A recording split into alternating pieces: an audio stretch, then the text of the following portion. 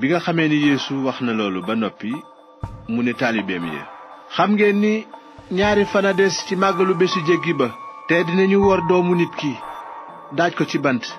booba nag sëriñ su mag sa ak njiiti xeet wa dajaloo ca kër gu réy bu sëriñ bu mag ba tudd Kayif.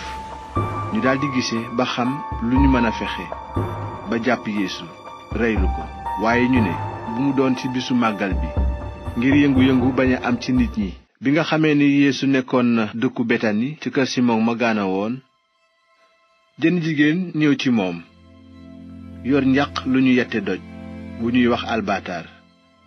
njaq la def laj koloñ bu jar lu bare bari. noonu bi Yeesu toogee di lekk, jigéen ji tuur ko ci boppu Yeesu. waaye bi ko taalibe ya gisee ñu daldi mer ne, yàq gi lu muy jariñ? maneesoon na koo jaay ci lu bari jox xaalis bi miskin yi. Yeesu nag xam lañu wax, mu ne leen, jigéen ji defal na ma jëf ju rafet, lu tax ngeen di ko sonal?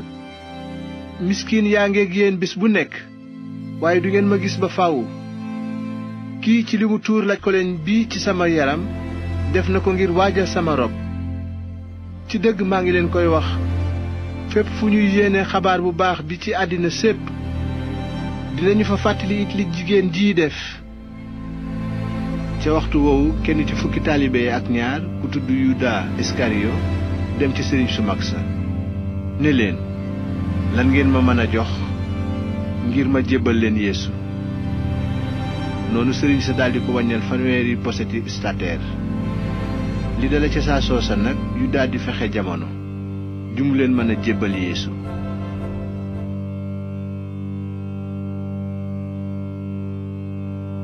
bés bu jëkk ca màggal ga ñuy wax mburu ya amul lawiir, taalibe yi ñëw ci Yeesu ne ko, foo bëgg nu defaral la reeru màggal lu jéggi ba?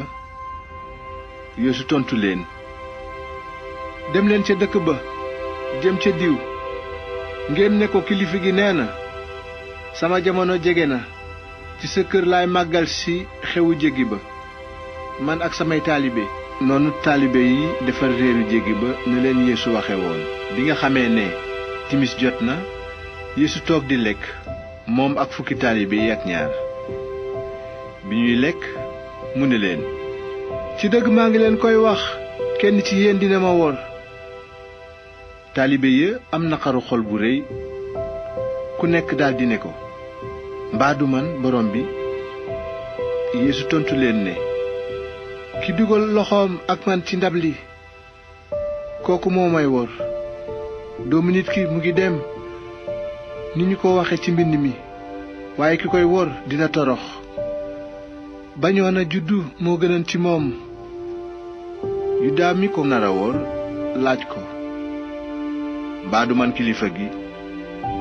Yeesu ne ko, wax nga ko.